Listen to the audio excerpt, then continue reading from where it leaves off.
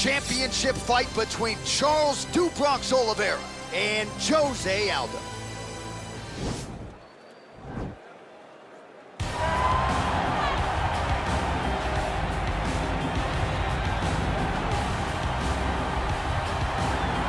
All right, here he is, the #1 lightweight contender, making his way to the octagon and looking to lead as the new undisputed UFC lightweight champion of the world.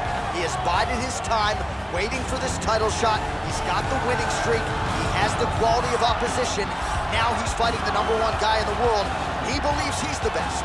Now his opportunity to prove it, just a few minutes away.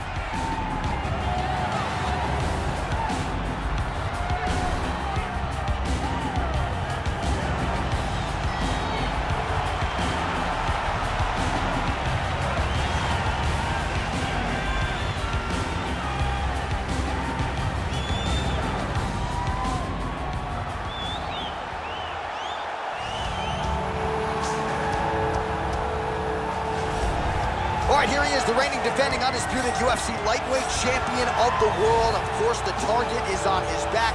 All eyes are on this man tonight as he tries to make good on yet another title defense. He has owned this division for some time. The question is, as the challenges get stiffer, can he remain the hunted? Several championship fights to his credit, a lot of 25-minute wars. As he gets older, the challenges get stiffer. We'll see how he handles this one tonight.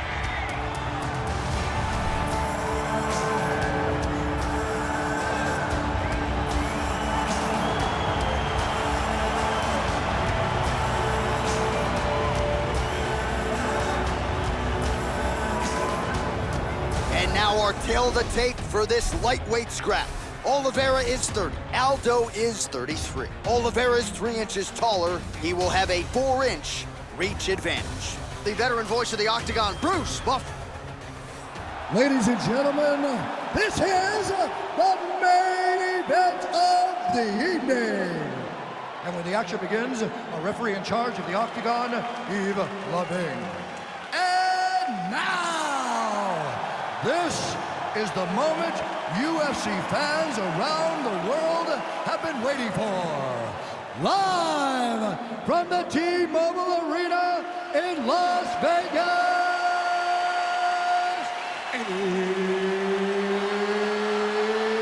it's time! 5 rounds for the UFC Lightweight Championship of the World. Introducing first, fighting out of the blue corner. This man is a Muay Thai kickboxer, holding a professional record of 30 wins, 7 losses. He stands 5 feet 7 inches tall, weighing in at 135 pounds.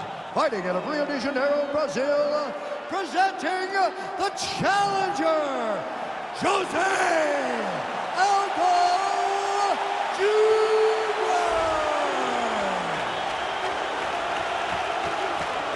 And now introduce the champion, fighting out of the red corner. This man is a jiu-jitsu fighter, holding a professional record of 31 wins, 8 losses, and 1 no contest. He stands 5 feet 10 inches tall, weighing in at 155 pounds. Fighting out of Sao Paulo, Brazil, presenting the reigning, defending, undisputed UFC lightweight champion of the world, Charles "Do Bronx" Oliveira!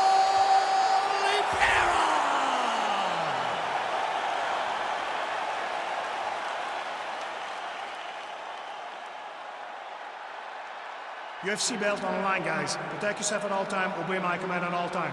If you want to touch love, do it now, go back to your corner. They touch him up and we are underway. You ready?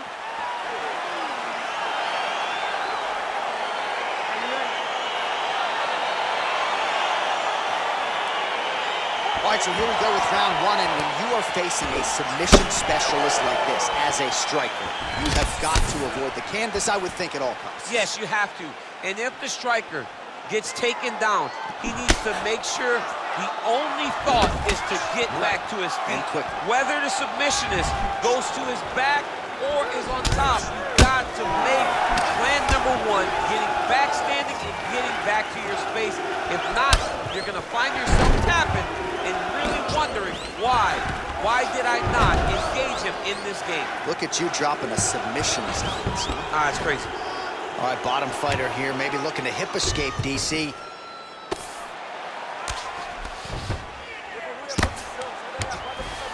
Well, he's more than content to work off of his back, DC, where he has been a magician in his UFC career. Well, these are some excellent ground and pound strikes here, DC. There's an efficiency with which he operates in these situations. He knows exactly when to throw, exactly when to hold, and it's allowing him to really control the grappling aspect of the fight. There's a song there, right? Know when to hold him, know when to fold him. Yep, absolutely.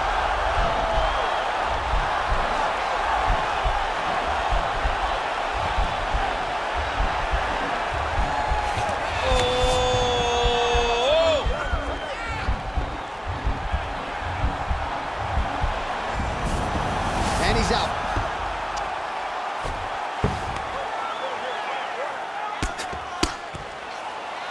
Crazy accuracy and efficiency with these ground and pound strikes here. And if you're the opponent, you got to intelligently defend or the referee's going to stop. You got to defend, but you can see him now starting to gain posture, and the intensity at which he's throwing these ground strikes is starting to improve. It's starting to elevate because he knows that he can get the finish. Now he's attacking the triangle. Triangle looks pretty tight, DC. I'm no Brazilian Jiu-Jitsu black belt, but maybe not good here. No, it looks like it's getting in deep. Oh! Now he falls back into the finishing position.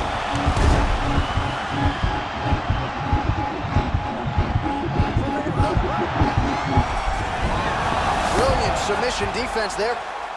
Ooh, right into side control, DC. This is where you want to be now because you get to make your opponent decide. They try to turn back into you, you can attack guillotine. If they turn away to try to get to your knees, you throw your hooks in and you got all your rear choke submissions. 26 total strikes and counting have now landed for the King of Rio, Jose Aldo. Shot to the body now blocked by Oliviera. Oh, and he escapes up to his feet. Very nice. Aldo's pass attempt denied. Well, there are few things more fun to watch in mixed martial arts than these type of transitions and scrambles on the ground. High-level grappling can really be entertaining. All right, let's check out some of the action now from that previous round, and he really kept finding a home for those kicks. Yeah, and why would you change it? If your opponent is not going to check, if he's going to stand there and he's not on his toes and he's stationary, you keep driving those kicks into his thighs, into his body, until he makes some sort of adjustment.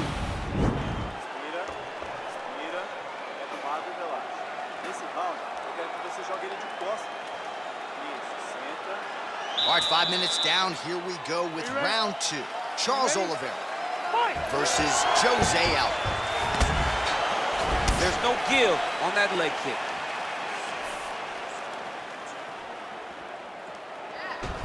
Oh, massive head kick there. We'll see if he can finish. And he comes through with a big knee.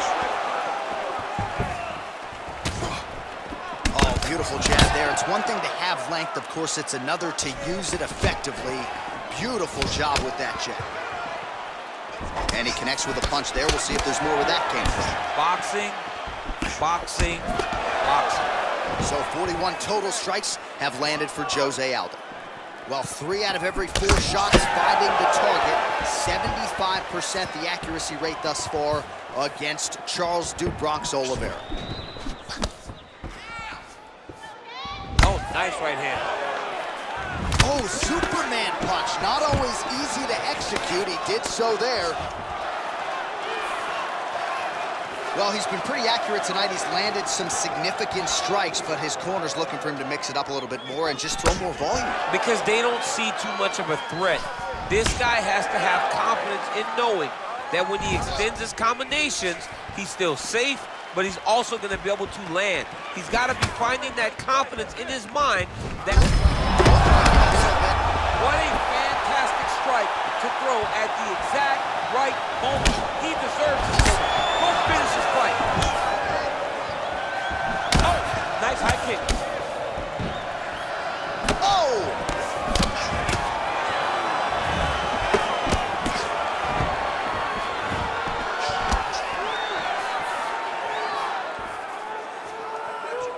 Well, he was a little bit lackluster blockbuster in round one. You can't say the same here in this second round. He has really picked up the pace, an uptick in the aggression and the output, and starting to find his range here in the pocket. 90 seconds now to go in the round. All right, so he lands his first takedown of the fight after many failed attempts, so he stayed committed. Now he has the fight in his wheelhouse. Let's see what he can do. Oh, reversal here, DC. What a way to switch the position. Fantastic movement by the bottom fighter. Under a minute now to go. Aldo's looking to pass here, denied by the opponent. All right, so he's sort of turtled up here. Not great body language. Perhaps he's trying to bait him in a little bit. Oh, man, that's a nice kick right there. He's doing a great job of landing that kick over and over. Side kick, well placed. Oh, a little single collar tie there. Oh, a huge strike lands there, DC. He landed that massive shot. Now he needs to try to find the next shot, the follow-up shot that will finish the fight. What a fight so far.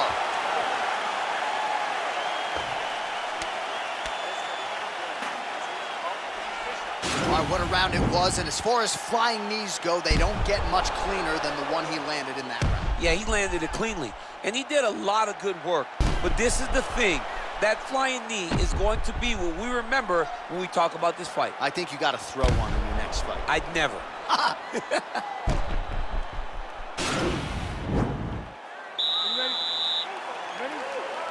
Here we go, third round of this championship fight. Oh, nice connection with that punch. It's one thing to have an edge and reach. It's another to take advantage. Nicely done. Beautiful punch. All right, so he's landed some good shots tonight, but this is not a combo meal, right? No three-piece, no soda. It's one and done more often than not. John, don't you come to me without a combo. I want the whole platter. Give him the whole platter, young man. Put some punches together. Make this guy take the whole thing. Give him more than one strike. You have now found a setup punch. The jab is landing consistently. Find something that's going to go behind it. 66 total strikes and counting have now landed for the King of Rio, Jose Aldo. And landing with 59% accuracy against Charles Oliviera. Aldo gets caught with that punch. He's treading water now. Gotta find a way to move those feet. Oh, beautiful hook. Well, he hasn't really showed any signs of slowing down tonight. He continues to connect on a high volume of strikes here. He has a commitment to kicking tonight, and it shows. Oh. Serve him up. Go get him. Oh, big left.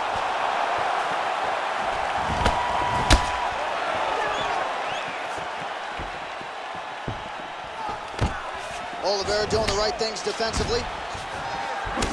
Nice straight punch.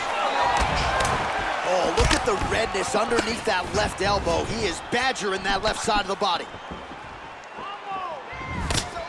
He loaded up on that right hand, too. Some nice back and forth action here. Oh, and there's the double leg takedown for him. Beautiful entry there. Well, anytime you are in a ground fighting situation with this fighter, you're potentially playing with fire. All right, working inside the closed guard now. Bottom fighter trying to control posture, unable to do so. And now he's in a lot of danger. He's got to grab that head or he's going to get blasted.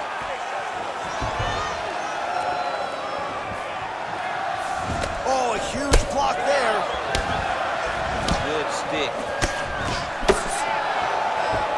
Oh, he's landed a high number of total strikes here in the latter stages of this fight. He's really picked up the pace and landing far more strikes than he did in previous rounds. He's got to flip his hip into that kick. And they separate. Look at the angle of that nice body kick. Throwing that jab now again. The fighter evades. Let's go. Let's get the takedown. Big punch lands over the top. How's he going to follow this one up? All right, that's 3 rounds in the books. We are headed to the championship rounds. All right, a lot of tremendous striking action in that last round, DC. I know you don't have a telestrator, but take us through the replay. I mean, I would love to have my telestrator right now. That was a great display of high-level mixed martial arts striking. Both combatants stood toe-to-toe and let it all hang out.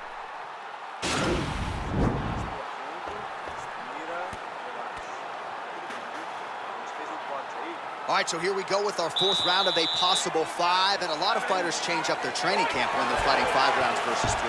Yeah, he's got to change it up. You have to mix things up because fighting for an extra 10 minutes is not normal.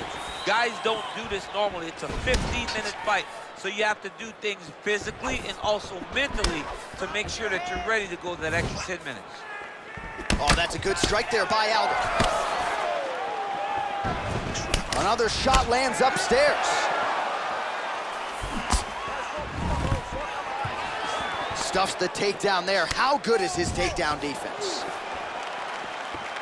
And just misses with that big right hand.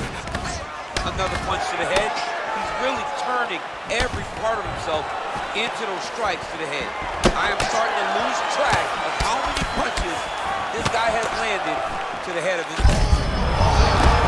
This fight's gonna be over, DC. What a great way of mixing up his attack. He didn't stay the course. He mixed it up. He went high with his opponent, and now he got hurt very badly. He does everything so well, and he's so calm. He's so calm in the face of such a big spot. Stuffs that takedown attempt without issue. All right, well, both fighters pretty comfortable on the ground, DC, but now trying to hip escape. He's just trying to move out of this position off the bottom. The Kimura is not the arm. It's the shoulder pressure that usually makes you tap. But now DC trying to isolate an arm. Yep, he's using the Kimura. Oh, now he's in trouble.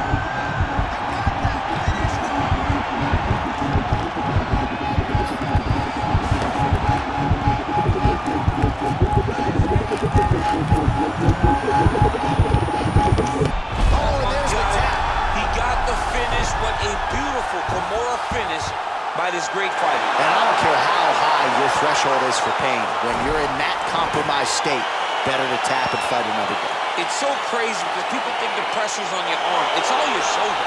When somebody has a really good Kimura, it feels like they're going to break your shoulder. That's why you have to tap. All right, let's take a look back at the replay as he gets it done by submission tonight, champ. He was able to get the fight to the ground exactly where he wanted it. Eventually, his opponent gave him an opportunity to get a submission. He did that, and he should be very proud of the work he did tonight in the octagon.